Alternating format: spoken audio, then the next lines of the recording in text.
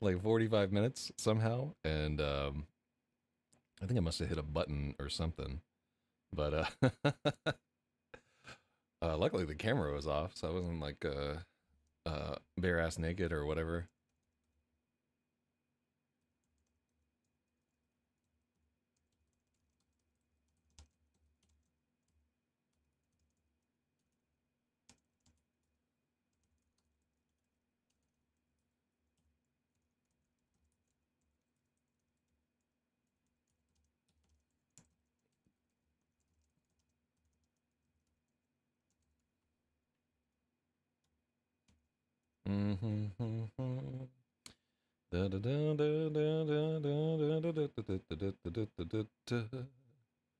Best to go alone. All right, let me.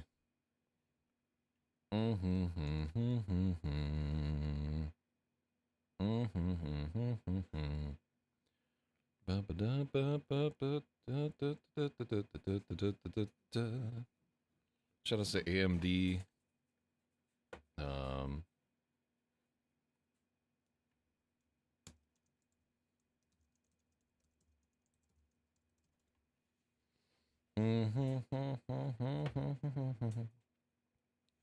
Why, hello, young pup. Oh, oh, oh, oh. Look. Look at this. Oh, hello, friend. Hello, long dog. Look at how long she is. Oh, she just keeps going. Hello, sweetie. Hello, pup. Oh, oh, oh, oh, oh, oh, oh, oh, oh, oh, oh. Say hello to everybody. Hello, everybody. Hello. Okay. What a sweet dog. Oh, oh, you still want to hang out here? Mm-hmm. Oh, she's gonna sit in my lap for the entire edit. All right. I can't argue with a wiener dog. They're good dogs. Shout out to everybody tuning in. Oh, here's all the channel content for the thing, which is not supposed to be on stream. Yeah, I like clicked on some nonsense, and then the whole thing backfired. And here, let's just test. Is this even working? Yeah, that's working. Well, we're now 12 days into this edit.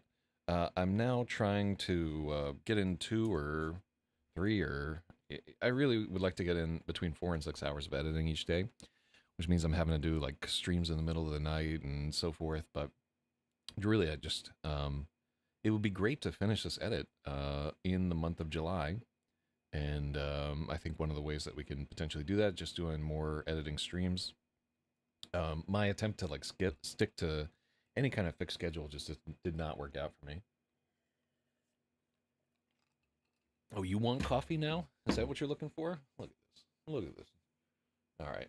Today, my goal is to set up a dog cam so you can see these characters in all their glory. Hello.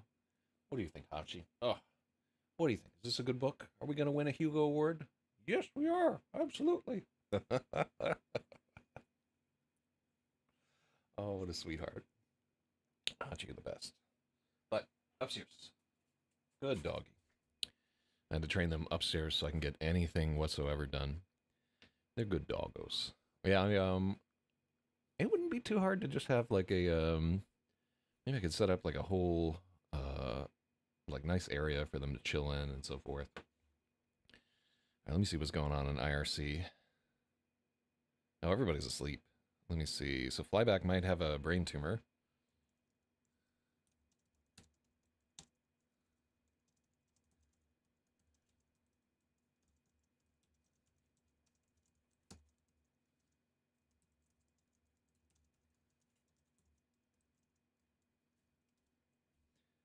I said, Flyback, good luck with the brain tumor. I've had a bunch of those MRIs, and it always just turned out to be HIV. So hopefully that cheers our boy up about. Yeah, man. I actually like going through MRIs. I think it's dope. But shout out to the Weston game. I still need to read that book. Wizard of Earthsea is mentioned on there. Got a lot of Gemini prompts for me asking it about commas and so forth. you know, in Royal Road, you're supposed to like put if your thing has any kind of what you call it, AI assistance there. But I honestly think at this point it's so everybody is doing like proofreading and fact checking with AI, so I don't think it's worth mentioning. Let's see.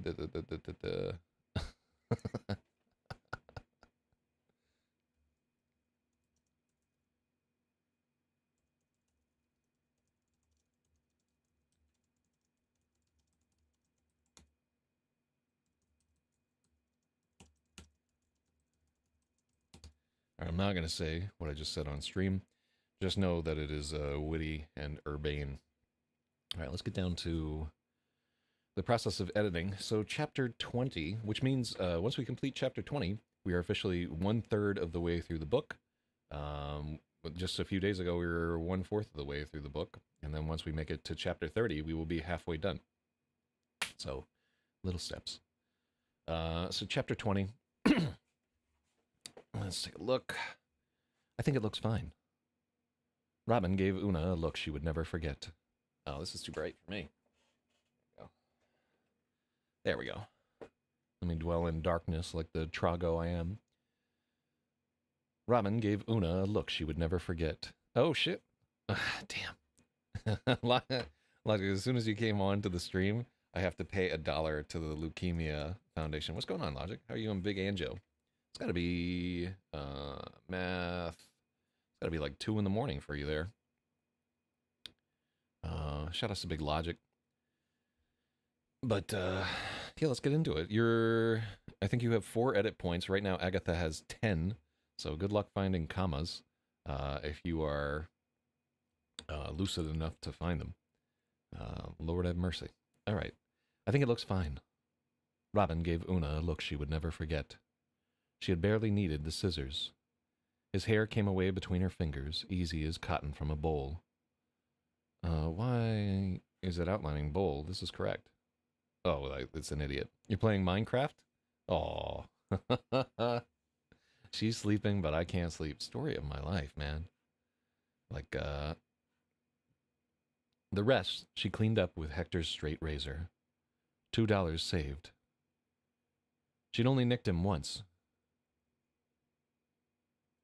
Not bad for the first head she'd ever shaved.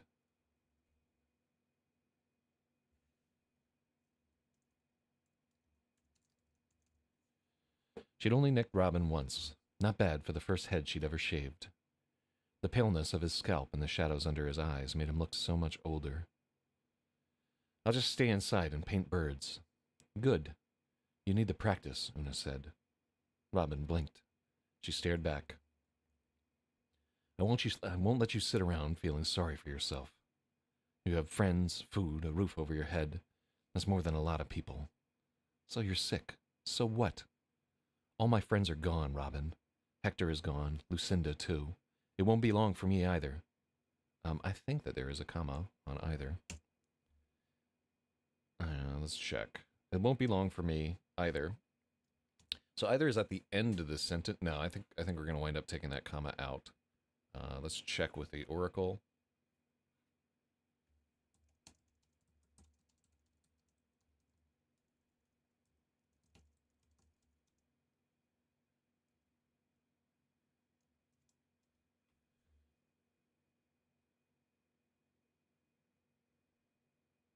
You usually place a comma before either at the end of a sentence.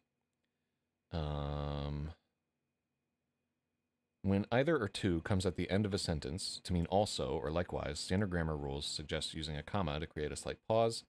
In modern casual writing, you can actually omit the comma if the sentence is very short and read smoothly without a pause. I don't think so either. Modern usage and guides. So if we're APA or Chicago, we're doing this. All right, let's have the comma in there. We don't really lose a lot by having it in, but man, I need another monitor to set up. I can fit another monitor over here. I'm gonna do this. Maybe period instead of comma for she nicked it only once. Yeah, I agree with this. Yeah, I'll give you a point for that. She'd only nicked Robin once. Not bad for the first head she'd ever shaved. Yeah. Okay. So that brings you up to 5, buddy. I need to get the leaderboard on the thing, but we're just so crammed in with like a Robin Martillo fundraiser thing. That's where I would put the leaderboard. Maybe I'll just make like a separate page or something like that that I can flick to. That would be the right way to do this. All right, well, we'll make it. We'll clone this and have a leaderboard or a Chiron or some nonsense. Yeah, all this stuff that I mean to do to the stream, I forget about as soon as I log off. Good. You need the practice, Una said. Robin blinked. She stared back. I won't let you sit around feeling sorry for yourself. You have friends, food, a roof over your head. That's more than a lot of people. So you're sick. So what? All my friends are gone, Robin. Hector is gone. Lucinda, too. It won't be long for me either. The time you have is precious. Don't waste it.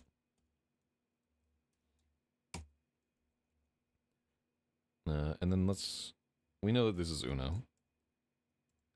Una let the words grind inside of her, unsaid. They were not things one could say to a sick child. She mopped a spot of shaving cream from behind his ear. I'll be there with you the whole time. I'm bringing the chessboard, she softened her tone. I hate aspirations. It was so bad last time, Robin lowered his voice. We don't need Robin lowered his voice.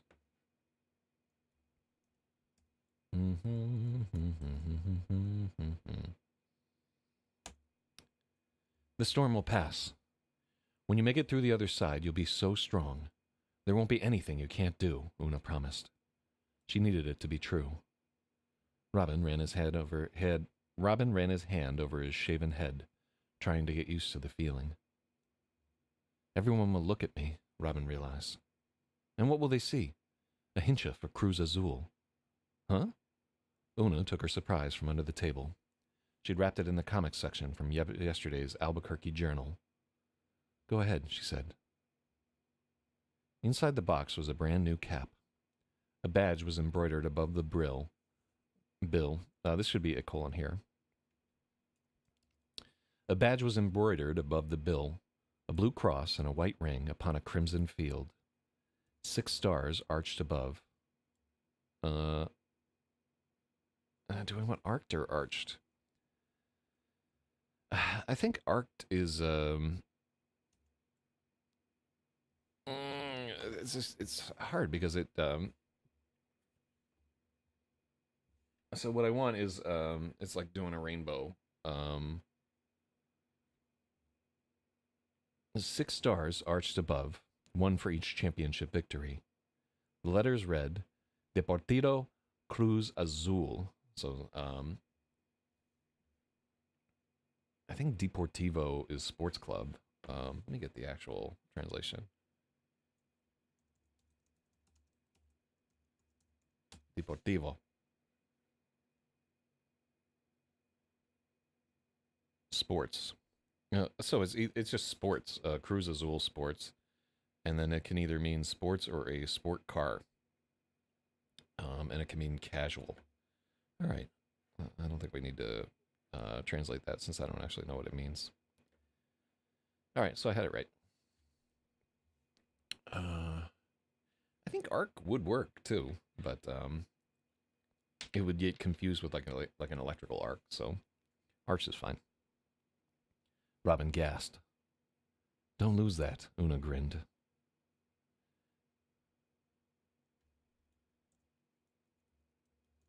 So I'm just going to put a period there. So grinned can be a dialogue tag, but we've been airing like closer to like having a period to close this with a lot of actions here. And so grinned is not like a direct dialogue verb, so we're just going to close it for here, and then the real editor can do something about it if he wants to fight me. Don't lose that, Una grinned. There was no danger. Robin turned the cap over in both hands. He marveled as if it was a jeweled crown. Where did you get this? A hat shop at Winrock Mall. The owner is from Veracruz. He sells hats for all the Primera Division clubs. You know, that hat might need a 7 star come June. Your boys are doing well this season.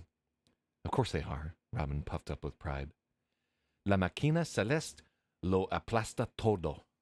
The blue machine crushes everything. I love that. That's like an actual cheer. Um, so Cruz Azul, which is just like a Mexican soccer club. They call themselves the cement machine, um, and or like the blue machine, the sky blue machine crushes everything. Is like one of their chants. So it's kind of like it gives me the image of like a celestial steamroller crushes everything. La máquina celeste lo aplastó todo. The shadows flew from his face, and Robin was a boy from again. Whoa.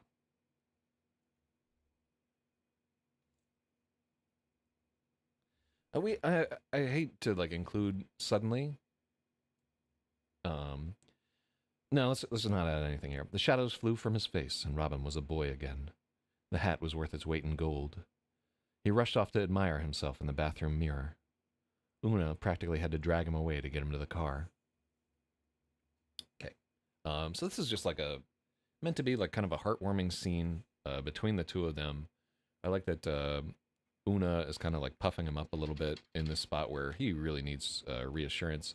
So what they're talking about there is a bone aspiration. Logic, do you already know how bone aspirations work? Before I guess other people might watch this after when I'm convicted. Um,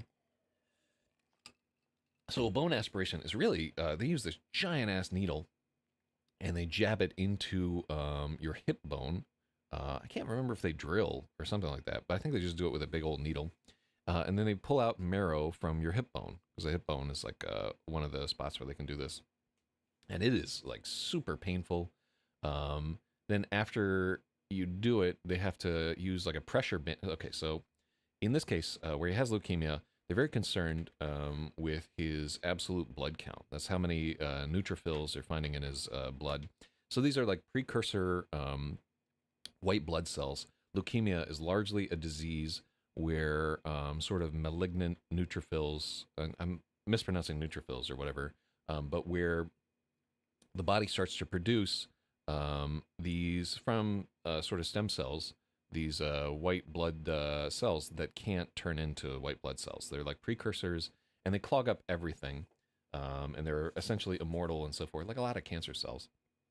So keeping an eye on that blood count lets them know, like, hey, is the chemotherapy working? In this case, he's already supposedly in remission, but they're not liking what they're seeing. And then the approach back in the 70s was like, let's just scorch earth, blast this out with drugs, try to kill all these things, and hope that the healthy marrow comes back in. Because in 1979, this point is before they had bone marrow transplants. So they're really just limited to chemotherapy for much of the story. That is not a spoiler alert either. That's just the factual truth there. And we know that this is taking place before June, because in June is where the championship for the Primera Division is going there. So this kind of like sets everything up. So anyhow, the aspiration, they just draw a bunch of marrow, and then they check it for blood count and a bunch of other stuff. Like they're looking for hour rods and all kinds of stuff. But it's super painful, right? And at the time, they just did not give out like the levels of like they didn't give out morphine like crazy back then. It was really much more just like, hey, take the pain. And I don't know, maybe morphine was expensive or whatever, but much less like sort of prepping people to take this. You just had to suffer, I guess. And so they had to have like a pressure bandage packed on it, and then you had to lie on this puncture in your hip so that it would like close up successfully, and it left you with like almost always like a bone bruise, and like we both had bone bruises, we know what that's all about. Oof. And then you would be walking funny for like a few days after while it was just healing up. So as part of the leukemia treatment, he has to do this like every 4 weeks or so. So he would just hate this whole thing. And in the context of the story we got into later, they're actually like a little worried that he may need additional treatment because they are not liking what they're seeing on his counts. Later in the story, you get to find out what this is all about. Anyhow, the queen hung free on the e-file, ripe for her knight. Una's thoughts darted ahead to the bishop behind, the rook on the eighth. Yeah. We actually don't need any of these commas here. Una's thoughts darted ahead to the bishop behind and the rook on the eighth file. It was a trap. She looked up at Robin. He could keep the smirk from his face, but not his eyes. There was more.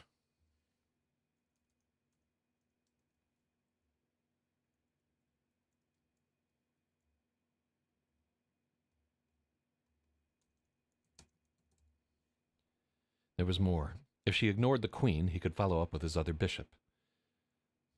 Huh.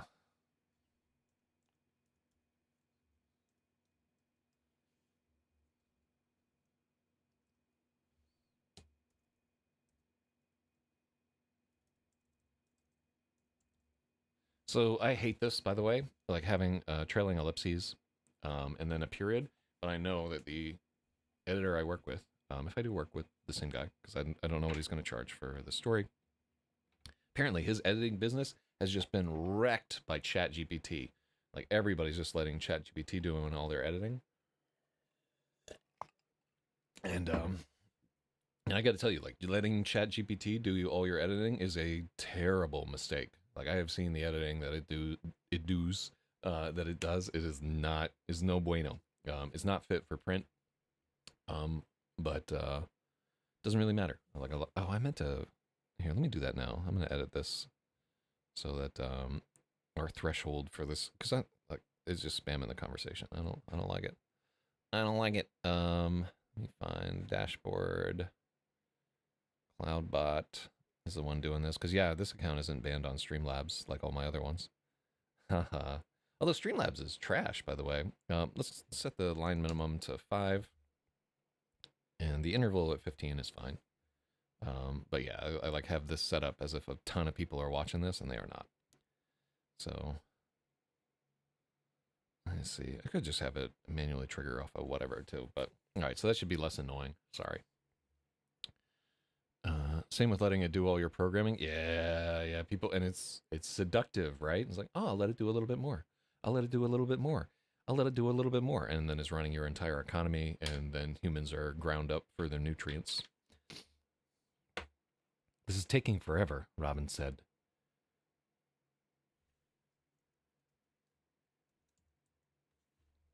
Una shot him a withering look, thinking he meant the game. He glanced up at the nurse's station to say he meant the process.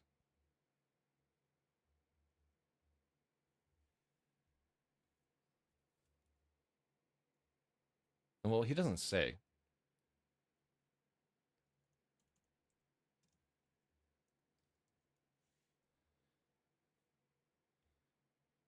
He meant the process. Dr. Suarez had been so insistent they come in right away. Now that they had, everything was in slow motion. It reminded Una of the army. Shoutouts to the army. Yeah, so, Logic, this woman was in the WAFs, and the thing that came before the WAFs. I forget at this moment what it was. But she flew in, that operation where they flew all the planes back from where women were like flying the planes back from the war. I think she flew a B-17 at some point in this story and was a radio operator on a B-17. The more you know.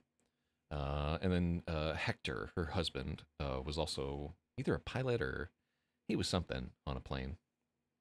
But yeah, World War II comes up a bunch in this story because like a woman who is 79 or 72 in 1979, World War II is like a giant part of their story, no matter who they are or where they are. So, and she actually has like bits of the Mexican Revolution in her like early childhood type stuff, and like World War One, and so it's neat. Yeah, shout outs to B-17s, and then there's a point earlier in the story where she disses the Super Fortress, maybe it's the Strata Fortress or whatever, as the Stupor Fortress because so many of them just fell out of the sky for no reason. It's like 1 in 10 where they just died due to mechanical problems on this stupid plane. I'm telling you, man. Oh yeah, R.I.P. Corporal E.T. Flood, and bless him for his service.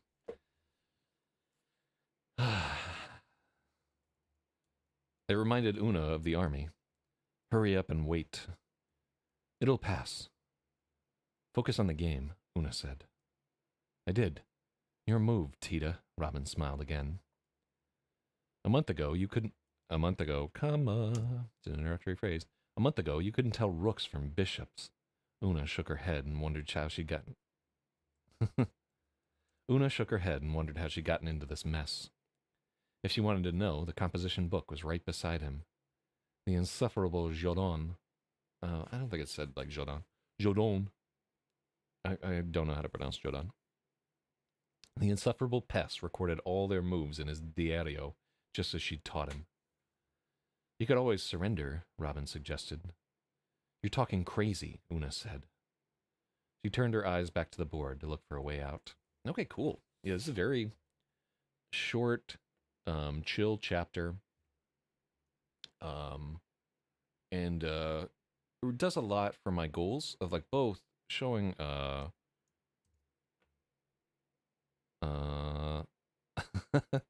I'm gonna I want that's gonna be our chapter title, La Máquina Celeste lo aplasto todo. Even though I think it's not the smartest thing to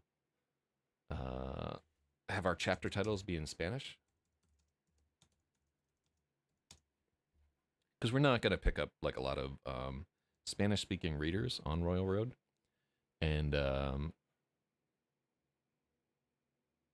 like I think some people will see the chapter titles and be like, well, I don't know, I read that, it's in Spanish, I don't know Spanish. But I also think I just love this line there. So I'm gonna take the move that makes me happy and not the move that will make me successful, which is the story of my life. All right, let's just make sure that all the whatever looks good. Yeah, it didn't need a lot of editing. Like honestly, it's mostly the fantasy chapters and the chapters that I've rewritten a lot. Okay, cool. All right, so let's publish this chapter. Cool, and with that, we are a third of the way done with our edit. Only 40 chapters remain, and if we do 4 chapters a day, we will, I'm just doing math here, but it seems like we could be done in 10 days, which I would love. Yeah, I really want to get this done and then figure out what I'm going to do in terms of an editor or, God, you know, like an agent or something with this thing. All right, let's see. All right, so chapter 21. Oh, there's a lot of how many grandmother chapters do we have in a row here? I think so the directional editor, who was brilliant, really told me that Una, oh no, we're fine. We can have all kinds of, because we had this oh yeah, we can have plenty of Una chapters here. So the main thing structurally is we're trying to get Una not to disappear in the story. Like, she's an important part of the story. The story should be like maybe 70 what should it be? It should be like 40% Robin Martillo, maybe 30% Una, and 30% like the fantasy narrative there in total breakdown. And I bet if we did a breakdown, what we would find more is that is like maybe 20% Una and 40% fantasy, 40% Robin, right? And we've added more there, but I don't know that we get her above like a quarter of like total screen time and so forth, because she's more interesting of a character than Robin is, frankly. Robin is a boy, right? He hasn't done jack with his life, and he's interesting only because of his like his will and whatnot. But he remains like a 13-year-old boy who has done nothing, and you know, like I also don't want him to be like a woe is me orphan type character. But he is kind of like the portal into like the, it's complicated. Anyhow, Tita, I can't bring these to the game. Why not? Una was shocked. Last night, Una baked a big tray of lengua de gato, cat tongue cookies. She frosted them with little goblin faces and made eyes with silver dragees. The faces scowled and laughed and stuck out their tongues. She was short one silver eye for the last goblin.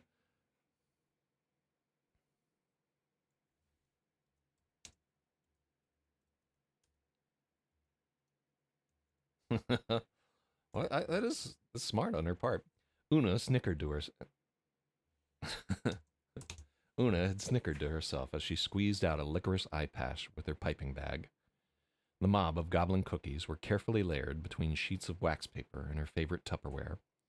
She'd been sure Robin would love them. This is kid stuff.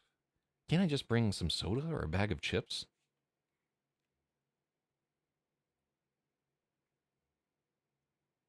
Can't I just bring a bag of chips? Una's glare grew hotter than the oven. Robin was lucky she was even letting him go.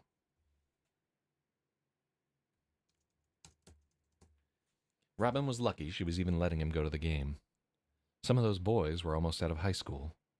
She'd seen that sour-faced one with the bad haircut smoking outside the store. The role-playing game. So role-playing doesn't... Well, I think role-playing would be hyphenated. Later it became a compound, I guess adjective. Um, this is one where the question is like, would this be hyphenated in, it goes a bunch of different directions. Because one is like Una Martillo, 72-year-old woman, or she might be older in this edit, but woman in her 70s. It's not a direct thought for her. It's like her quoting something. All right, let's consult the oracle.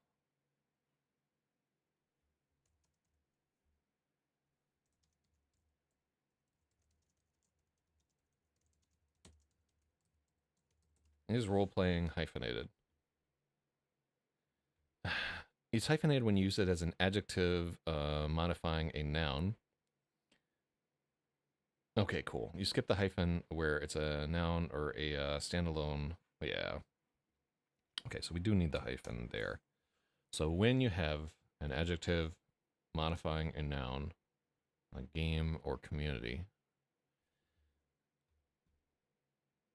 I don't understand how hyphens work in general there.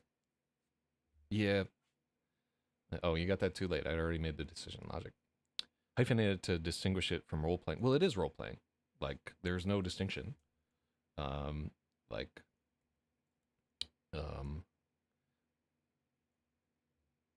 anyhow. Like I think we're going with the hyphen. The role playing game sounded vaguely satanic, and there was certainly plenty to object to in that hokey magazine. Still, it got.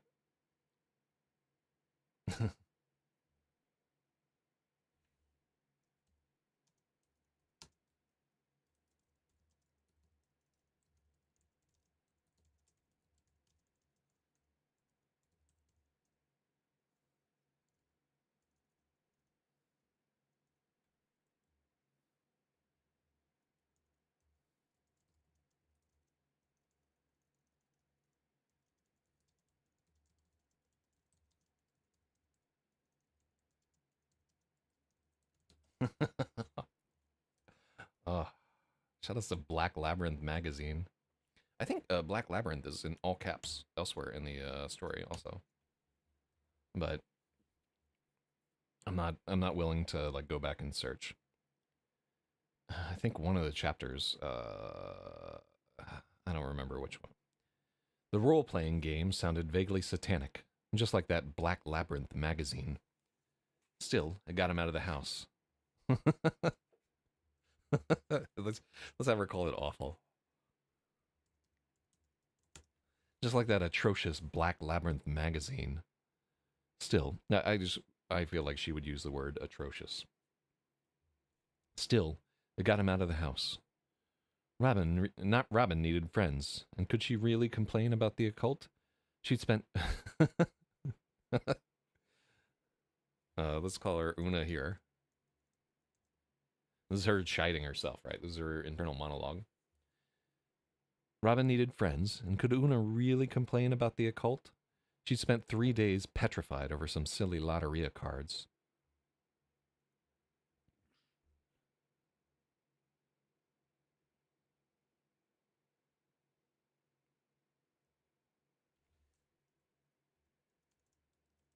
She didn't want to turn into one of those old lady or blue-nosed old ladies fanning themselves over jazz music and Halloween.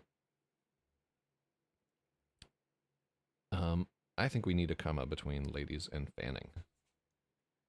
Let us.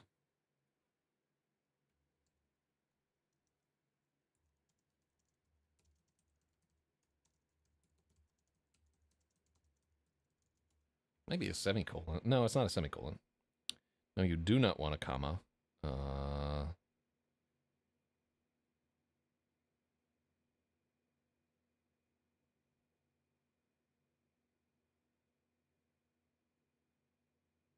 Interesting. So a comma there, which is incorrect. The oracle says that one of those blue-nosed ladies. The comma here would imply that all blue-nosed old ladies universally fan themselves over jazz and Halloween, making the phrase just an extra skippable detail. I don't necessarily agree with the robotic interpretation here, but I'm glad anytime we can keep out a comma. That nice boy, comma, Duncan. That nice boy, Duncan, had even offered to give Robin a ride home. Yeah, there you do need the introductory. It's not that nice boy, Duncan. It's that nice boy, Duncan, had even offered to give Robin a ride home. She resolved to let him go.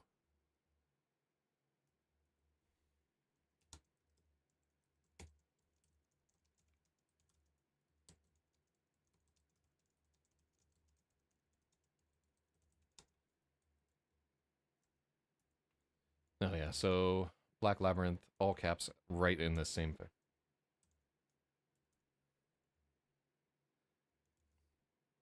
Yeah, let's just drop this line right here because we can't have her calling the magazine atrocious and then using it as a model for her. She decided he could go and even tried to get into the spirit herself. So you would put a coordinating comma there if you were using coordinating commas, but I am not. She used the Red to Tatters copy of Black Labyrinth magazine as a reference for her goblin cookies. As they baked, she read through a bit of the magazine and wrinkled her nose. The prose was every bit as ham-fisted as the pulps Hector used to hoard. Boys. Now, after all that, you know, my grandfather turned out to be a bunch of squirrels in a trench coat impersonating a human, and he passed away this week. R.I.P. all my fluffy, furry friends, and bless you for your service. Yeah, sorry to hear about your grandpa there, cunts. Hopefully he lived a rich and full life, full of drugs and blackjack.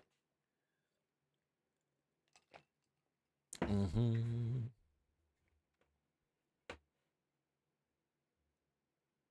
Now, after all that, Robin had turned up his nose at her cookies.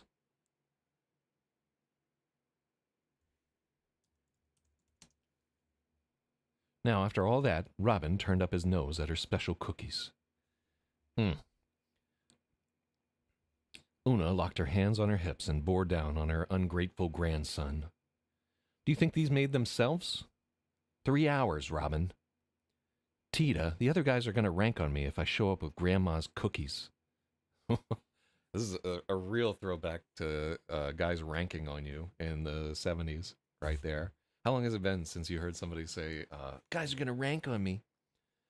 What was that? I was watching some of those Charlie Murphy, the Charlie Murphy stories that they made a bunch of them into stuff for the Chappelle show and so forth. He was just ingenious, really and truly. What a crazy dude. But yeah, his it's weird like how jive back then sounds white now comparatively. Like some of the he's talking about how they're beating up Rick James, and then Yeah, Rick James thought we was the one pummeling his legs. So it says pummel instead of pummel. And yeah, it was crazy. Just and he had been in the Navy and so forth. Shout out to Charlie Murphy, funny ass dude. And we'll laugh the same way about Chappelle when he's dead. Chappelle lived long enough to see himself become the villain there. He just got super preachy. He had the comedian's disease, but I have seen like his last few specials haven't like really made me laugh, but he's still doing some funny stuff. So anyhow, I'm sure that was relevant to our story at hand. Do you think these? So I think she would use. No, no, no. Do you think these cookies made themselves? 3 hours, Robin. No, this to me. This is very much like a. I believe this dialogue right here. I've heard this in my life. Tito, the other guys are gonna rank on me if I show up with Grandma's cookies. Get over yourself, Robin. You're going to play make believe in the back of a model train store. Robin's lip quivered. Too far.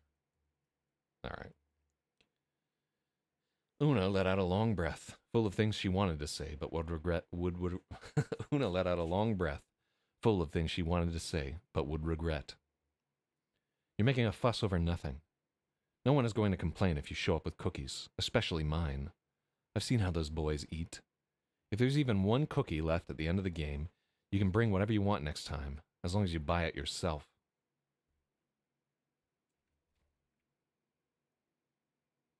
And so here, this is a hyphen. If there's even one cookie left at the end of the game, you can bring whatever you want next time, as long as you buy it yourself. I'll just come with nothing then. No, you will not show up empty-handed. Always bring something to a party. Nobody likes a freeloader. You can either take these cookies, or I will go inside the store and present them myself, Una threatened. Una, no! I rarely read fiction, but I'm reading a fiction book, Gideon, by Russell Andrews, and 100 pages in. It's quite intense. Dark theme so far, but I am... What's a spoiler-free... what's the... Just give me like a... I don't want to look it up, because I hate when I get a book spoiled, but I'm interested. So what's like... just like a hook for the first 100 pages? What's it about? Because it sounds kind of like hitting some stuff I like page turner, dark theme. Those are usually... Those are good things, usually. No, you will not show up empty-handed. Always bring something to a party. Nobody likes a freeloader. You can either take these cookies, or I will go inside the store and present them myself.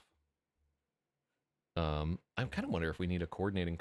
I know that shit GPT will tell me, no, I owe $1 to the Leukemia Fund. $21 I've spent so far running my dumb mouth. Yes. It's bad, boys. Una threatened. Una, no. Backed into a corner, Robin quickly capitulated. Una hid her smile the whole drive over. Boys. No, she wouldn't hide her smile.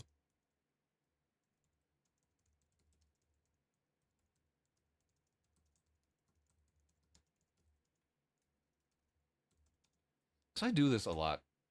And like I end on like an italicized... I just did a storyline where we end on like an italicized wizards. An author was hired to turn a real diary into a novel, but changes the names and places. It turns out someone in Washington, D.C. has a huge secret to hide, and the young people trying to expose him are willing to go to great lengths. Oh, that sounds like John Grisham, almost. Yeah, like it really sounds like the type of thing where who's that gay actor? Tom something, or Tom Cruise would play in the whatever. All right, yeah, that sounds kind of interesting. I might give that a shot. I have not read like a lot of true crime or thriller type stuff recently, and I'd like to break out of the science fiction thing a little bit. I'll download the EPUB and see what's what. All right, so backed into a corner, Robin quickly capitulated.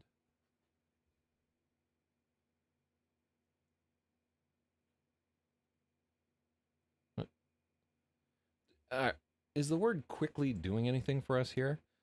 Backed into a corner, Robin quickly capitulated. Una grinned triumphantly the whole drive over. Boys. I do like this chapter a lot, right? Um, because it really is the kind of stupid thing that like a 13-year-old child would do.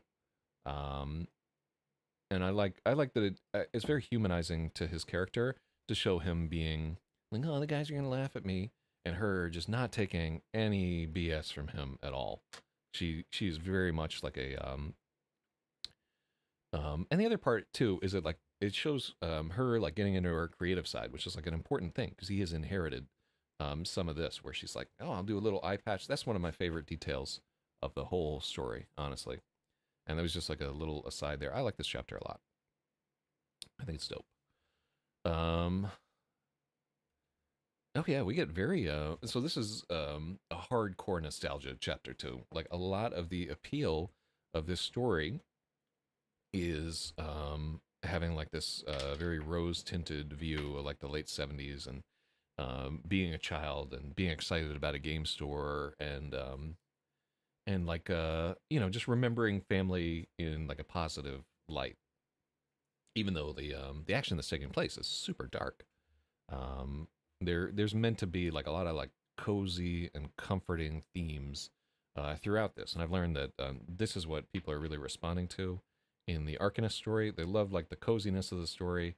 They don't care whatsoever about like all the wizardry and the fantasy and stuff like that. They are just looking for wizards petting bears, which I guess is the crux of that story, the real draw there. And so here I want to make sure that I don't lose those elements and I focus on them, but not to the point where it becomes like a schmaltzy pap type Hallmark nonsense. And it's like a difficult line to straddle. And I'd say that this book is wait, you're saying yes, quickly is doing some work, or I kind of want to have quickly capitulated in there. Generally, what is it? The advice is to avoid like adverbs and so forth. But I think we don't need to, like it's doing enough work that I'm going to keep it in, I believe. But if you have a strong feeling otherwise, let me know. The storm rolled in, and all was dust and bluster outside the store. Robin couldn't even see the enemy strip mall on the other side of Lomas Boulevard. Are they really an enemy? Let's call them a rival. Robin couldn't even see the rival strip mall on the other side of Lomas Boulevard. As Duncan closed out the register, his dad pulled up in a midnight blue Lincoln Continental. I'm always putting in a Lincoln Continental. And what I would love to own one of those cars, man.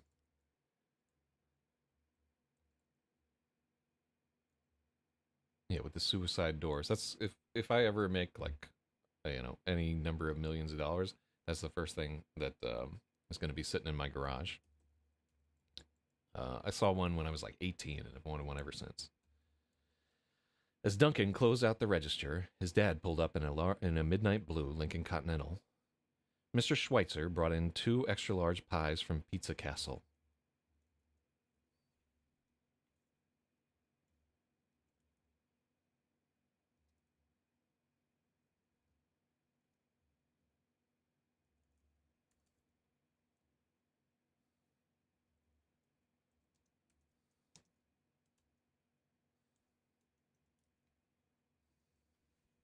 So this is kind of cool.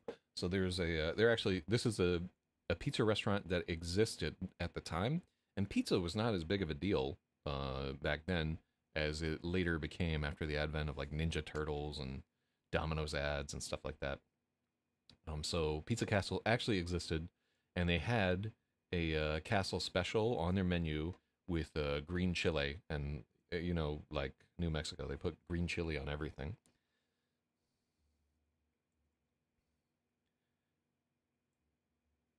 As Duncan closed out the register, his dad pulled up in a yeah, dad is fine, in a midnight blue Lincoln Continental.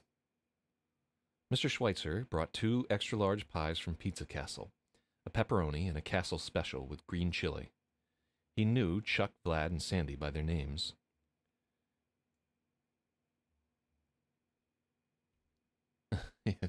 Teenage Mutant Ninja. I would like to see some graphs on like how impactful they were.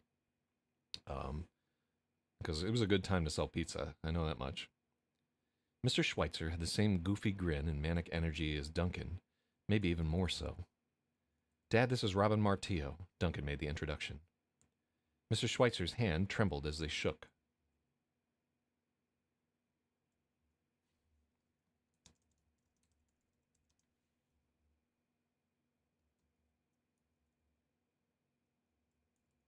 Yeah. As they shook, Mr. Schweitzer's hand trembled and his grip was weak. Robin wondered if he was drunk. He didn't smell like it. Aha! Robin the Prodigy. Dunk says your dwarves are doing big things in the campaign. Dwarves is capital. I expect to see you on the leaderboard soon. Just lucky, sir, Robin grinned. Please, call me Dougie, Mr. Schweitzer insisted. It's not luck if it keeps happening. Did you know,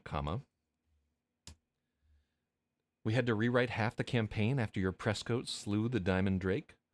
That wasn't supposed to happen. But don't worry.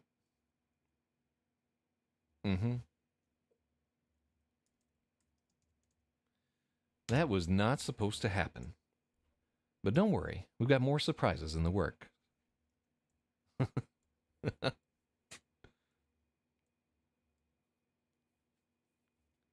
Please, call me Dougie, Mr. Schweitzer insisted. As the origin of Teach Me How to Dougie.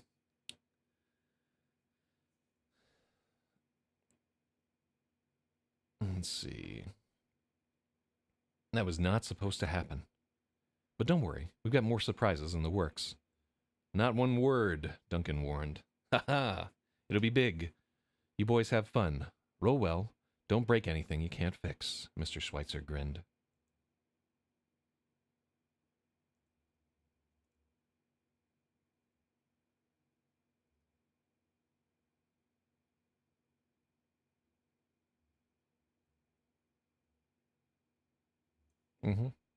And too much grinning in the story in general.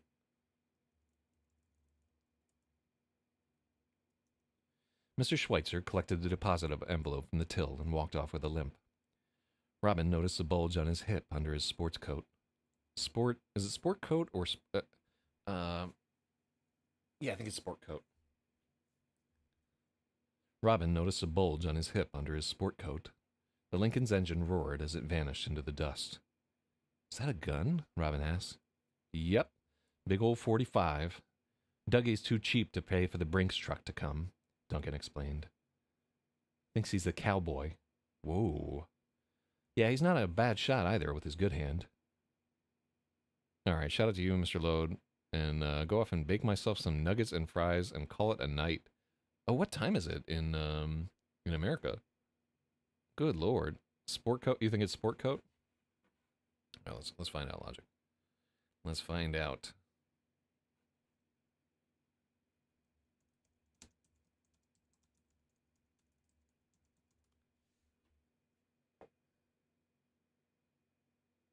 Sports coats, synonymous, and sport coat is 2 words. It is,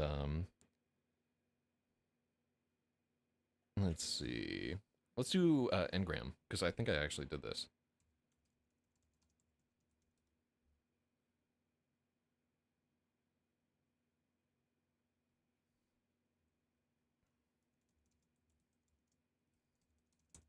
All right, so I think sport coat is... So sport coat has always been more... Oh, actually, so the crossover between sport coat being more popular than sports coat, at least in Google Ngram, is in about 1946 or 47. And then sport coat, it's fairly close, but it's been about double the popularity. And in some cases, so sport coat and sports coat are both on the way down, right? So the popularity crested it rose to like a peak in just before the 1960s, and then it became popular again in the maybe around like 2015 or so, and now it's plummeting. Sport coats are not popular at the moment, but sport coat is right. So I like, even though it's a suggestion, I'm happy to learn a little detail there. So it's worth it. Is that a gun? Robin asks. Yep, big old 45. Dougie's too cheap to pay for the Brinks truck to come, Duncan explained. Thinks he's a cowboy. I kind of like that. Whoa. Yeah, he's not a bad shot either with his good hand. We go shooting all the time. We took JC to the range once. He couldn't hit the broadside of a barn. Scout sniper, Sandy chanted. Let's do this in italics. Oh, just this part is in italics.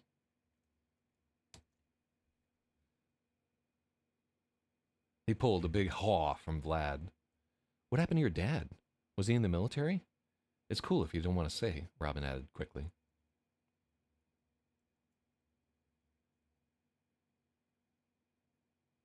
No, we don't even need the,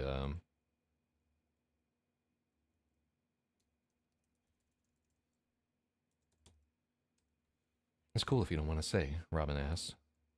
No, it's cool.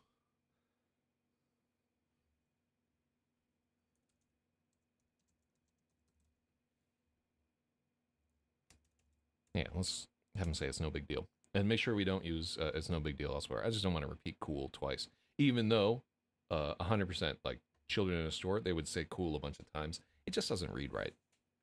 But yeah, they would absolutely be like cool every other word. I know I did. What happened to your dad? Was he in the military? It's cool if you don't want to say, Robin asked. It's no big deal. So in Switzerland, there's conscription. Everyone has to join the militia.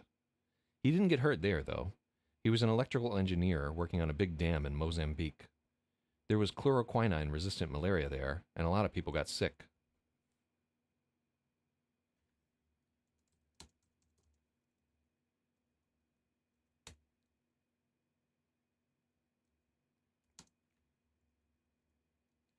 They have chloroquine-resistant malaria there. A lot of people got sick. Dad was unlucky. Oh, let's call him Dougie.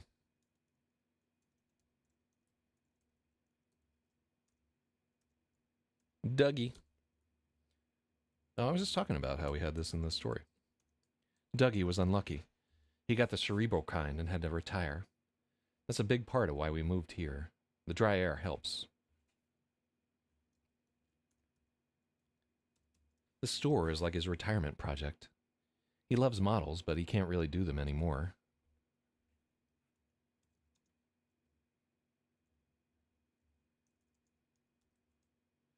He loves models, but he can't really build them anymore.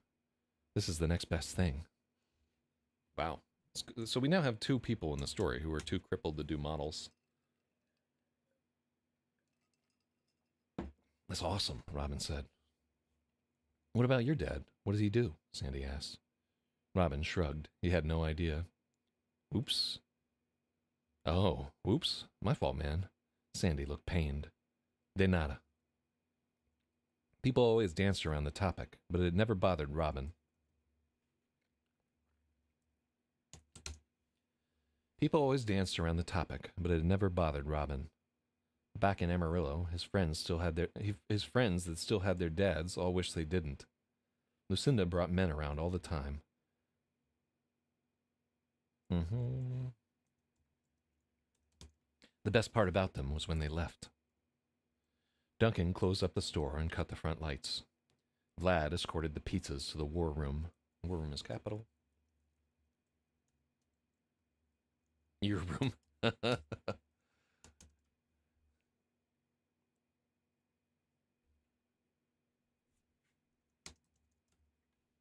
Duncan closed up the store and cut the front lights, while Vlad escorted the pizzas to the war room. Robin lingered in the aisle. You got a real Radiohead feeling to that there. Robin lingered in the aisle. You know the song I'm talking about? Meeting in an aisle? Boom, dun, dun, dun, dun, dun. Like, perfect song to get high to. In fact, like, a lot of that album was the perfect song to get high to. I guess what I'm trying to say is I was high to a lot of that album. Ugh. Robin lingered in the aisle. Everything looked so different with the fluorescents off. In the dim light, the model trains really looked like a tiny town in the mountains. The model train set. Here.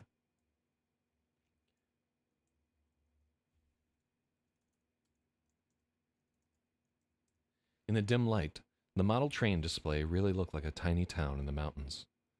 The wind howled outside, and the front door jingled as Duncan locked up. Now they were sealed in.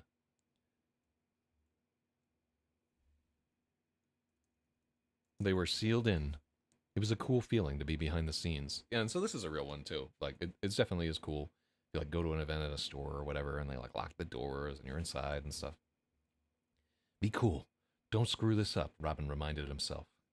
He hoped everyone liked his parts of the story.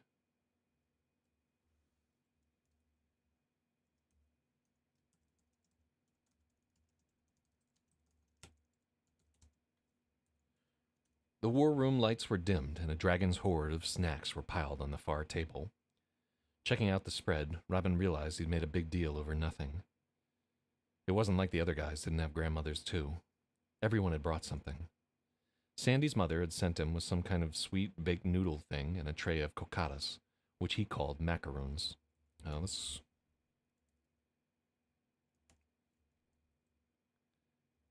They all laughed about the goblin cookies, but in a good way. Sandy asked if he could bring one home to show his mom. Chuck's little sisters were both Girl Scouts. He'd brought tagalongs and Thin Mints. Vlad brought a cooler full of all the weird sodas that never sold. Robin had never tried or even heard of most of them. He saw Jamaica Cola, New Grape, Knee-High Chocolate, and Tab. Every time someone opened a new can, they all watched the first sip grimace, and then they laughed like mad.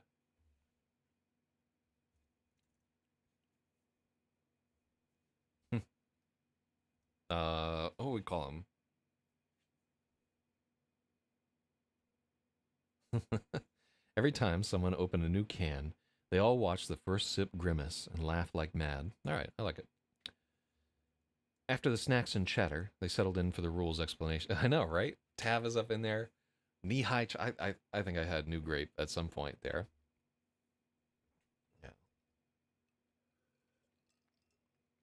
Tab and Dr. Pibb and all this. I've never tried a Jamaica Cola though. It is a real thing. But yeah, like researching like some of the snacks and stuff that people used to eat back in the day was chill. Yeah, I hope somebody who's old enough from Albuquerque. I'm actually gonna go to like one of the Facebook groups for Albuquerque and just try to see if I can get somebody to get into the historical details of this. That's not a bad idea. That's also a way to market it too. Just people hollering at this whole thing. After the snacks and chatter, they saddled in for a rules explanation. After the snacks and chatter, they settled in for the rules explanation. Robin had already read through the handbook. Rapasaurus Adventures wasn't too different from Lords of Rapasaurus, and the units used the same stats. There was a big stack of painted dungeon tiles and bits of terrain. There were archways, broken pillars, skeletons, and treasure chests. Vlad settled in behind a 3-panel screen with an evil grin.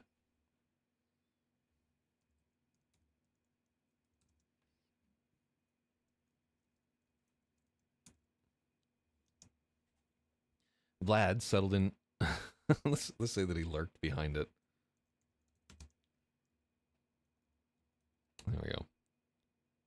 Love those growing up in X City Facebook. Yeah, man, you honestly like doing research for this. Like there is a like Albuquerque back in the day Facebook group, and I found like a lot of interesting stuff in there where people would talk about like what supermarkets used to be there. I think there's a Piggly Wiggly in the story, but there's some other. It's like Gresh's or something like that. There's some other grocery stores that I know are there because people were like talking about it. And there's the church that's in this, that is a big part of the story, is a historical church that's there. What's on the Dungeon Master screen? Oh, I don't want to. Yeah. Oh, I mean, you're right that we need a detail there, but I don't want to think of shit.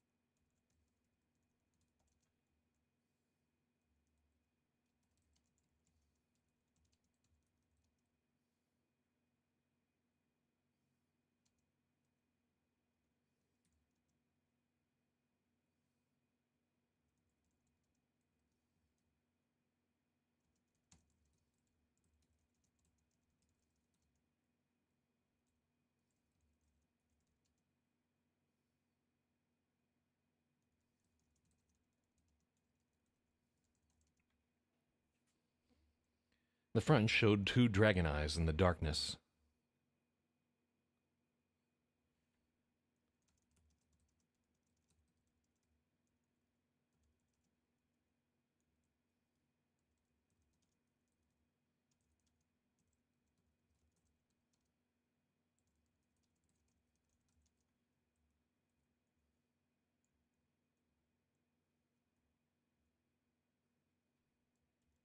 All right, there we go.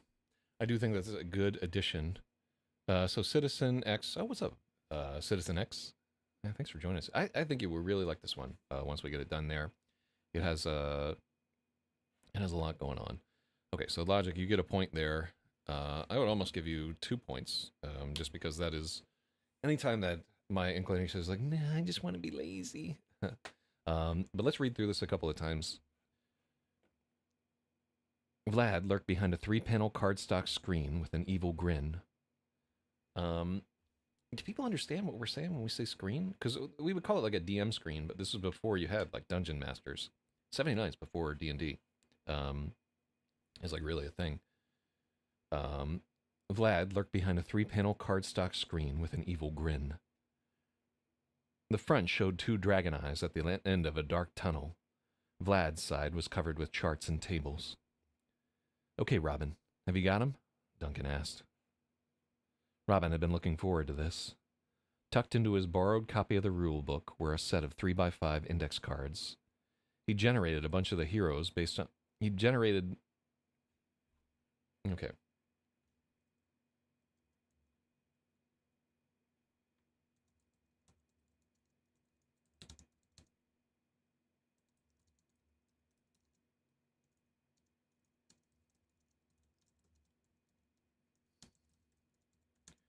He generated characters based on their hero units from the LOR campaign. The Lions side had all their stats, strength, wounds, saves, armor, and experience. Okay, and stats has a colon. The Lions side had all their stats, strength, wounds, saves, armor, and experience. So, just like, from what I understand about lit RPG people, and I do not read lit RPG largely, I could not get through like 2 chapters of Dungeon Crawler Carl. Just the premise was like I hated it. It's hokey. Although apparently they get much better as they go. So if you can plow through, maybe I'll give it another try and give them like 100 pages to catch me or something. Because I need like 100 pages to get going myself. I can't really judge. But one of the things that I think is that the people who like lit RPG stuff would just be frothing at some of this stat stuff. Because it really gives me an excuse to geek out too. But even as those neurodivergent people are frothing for this, it is a tremendous turnoff for part of the target audience of this, which is young women aged 14 to 28. Because I think everybody older than that will see right through me. But we'll see. So very delicate balance to talk about something that's so nerdy and so male-oriented when you, like, the greatest possible audience for this is women. So, but it's best not to think too much about audience and just, like, focus on having a good story in general, and maybe I can transcend the different factions of geekdom. The Lions side had all their stats, strength, wounds, saves, armor, and experience. On each blank side, on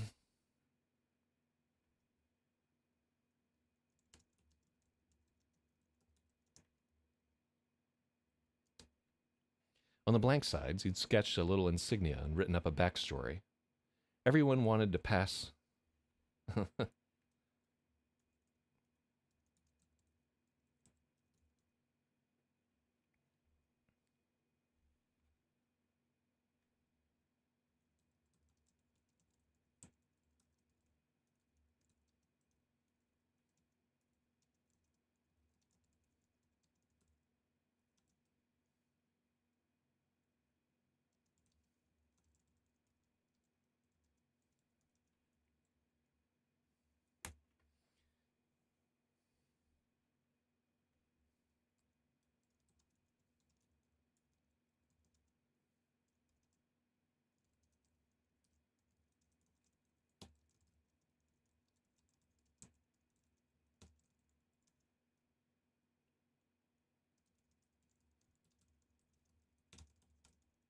Okay.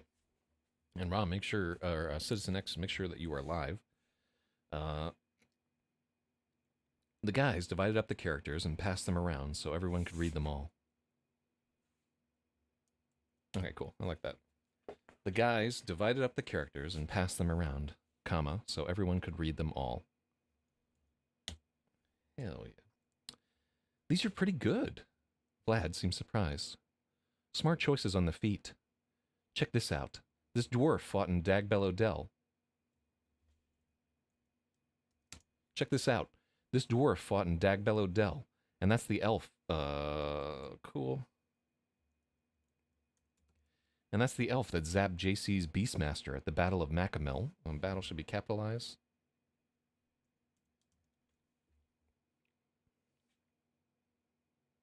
Where's the berserker that survived a melee round with Eravitramor? That's Burback Breakbow, Robin explained. He's still on death's door. Maybe next game we can add him. It's so cool he survived. Prescoat pulling the black scroll was the most legendary moment in the whole campaign.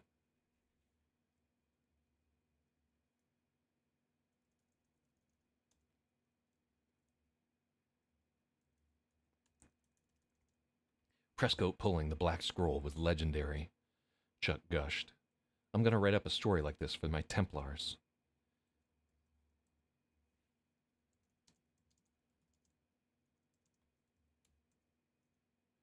Okay, cool. Sounds awful. Wait, what sounds awful? Oh, Lord.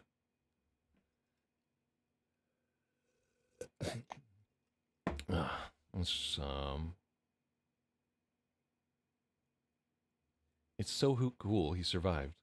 Prescoat pulling the black scroll was legendary, Chuck gushed. I'm going to write up a story like this for my Templars. Go for it. It makes the game way more fun, Robin said.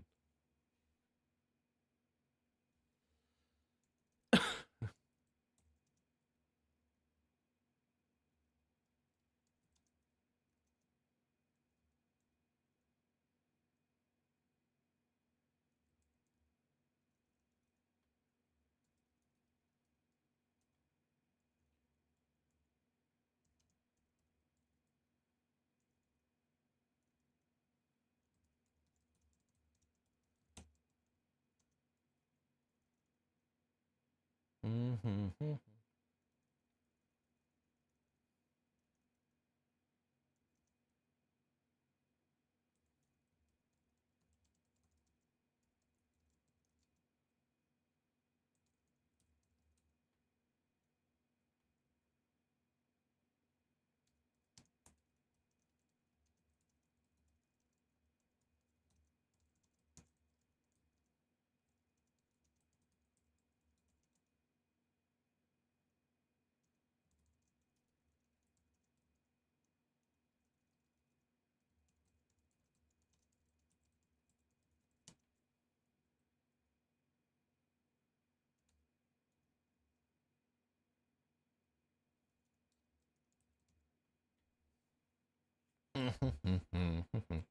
Go for it.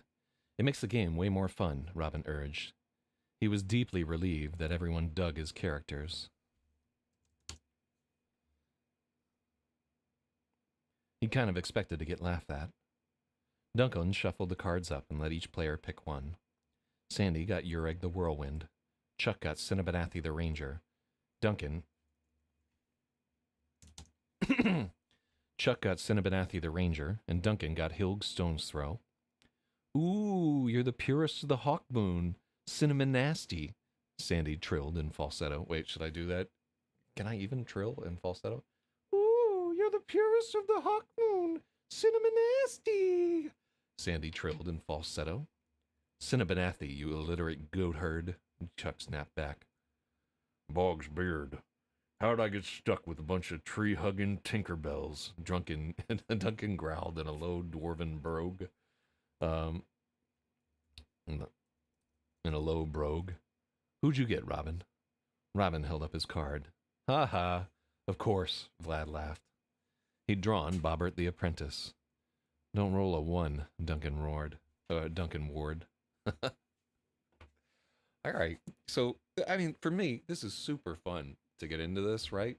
Like, not only can you write like the fantasy campaign, but you can have the layer of like the teenage dorks like teasing each other and like getting into the game, and there's some like supporting each other and so forth. It really just is like um, as much as this is a super difficult structure to balance, I really enjoy all the stuff that I get to do with it.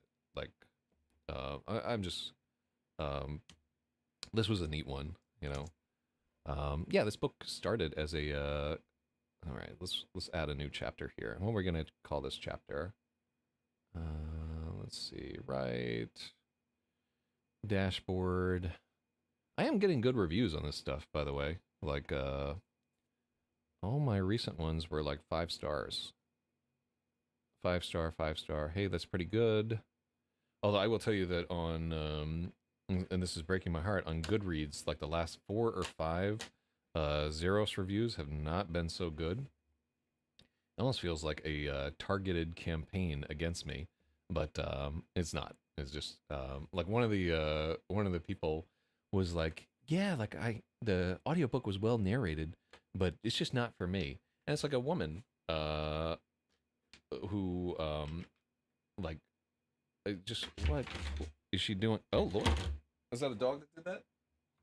Oh Lord, uh, that is a okay, cool. Hopefully nothing broke there. Yeah, just wire tension has undone me. A little wiener dog is surely to blame. Hachi. Let me see if I can get her over here. So we are on chapter 21. Okay. And then I like this chapter a lot. This is so what the directional editor had told me is like once the it's like I know, right? But Zeros is for like a very specific reader, right? It absolutely is military science fiction, right? And it doesn't hide the fact that it's military science fiction. And there is like if you are not like a military science fiction reader, that book has nothing for you, right? Other than like it's the psychological torture. So you have to either be into like torture or into military science fiction or aviation to really get into that book, or like I guess conlangs. So if none of those are your interests, what does that book got for you? You know, um, I'm not Arthur Colister. I can't pull off a Darkness at Noon, although I tried. It was heavily inspired. What are we gonna call this one? Lotteria cards. I think there was something in this chapter.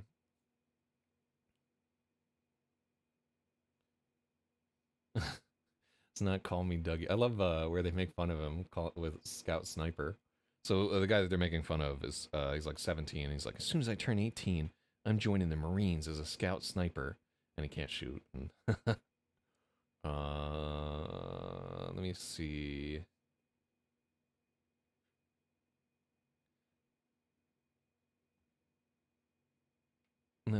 So what is the focal point of this chapter?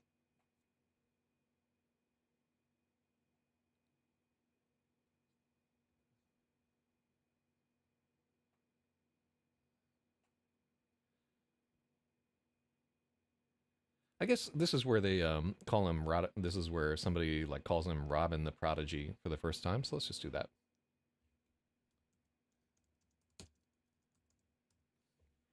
And it's like half joking when they say it. But yeah, that's where Dougie Schweitzer gets in there. Dougie and Duncan. But yeah, Logic, we just need a bunch of good reviews um, to deal with the astroturfing campaign that no doubt is done by my political adversaries, even though I'm almost completely apolitical at this point in my life.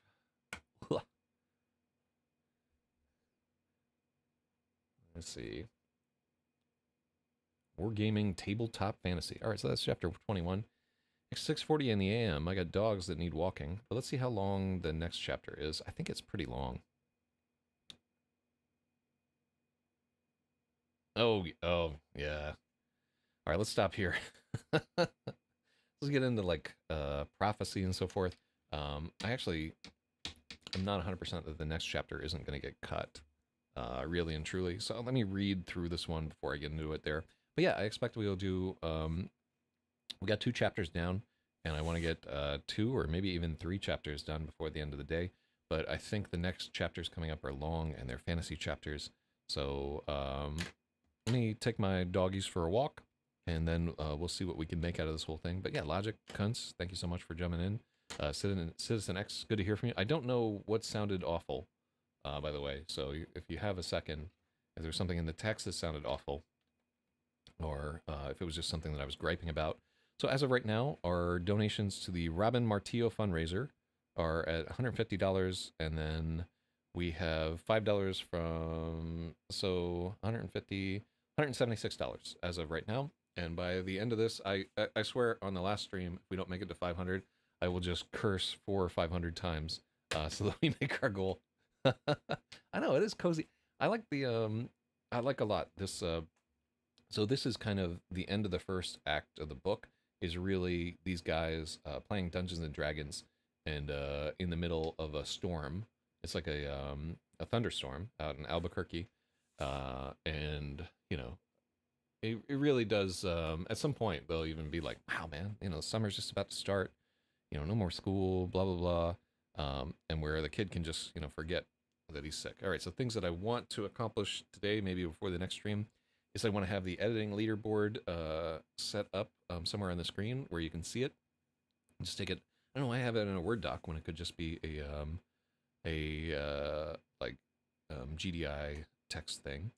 And then what else did I want? I wanted to post on a Albuquerque Facebook group, just seeking people who were alive in Albuquerque during that time.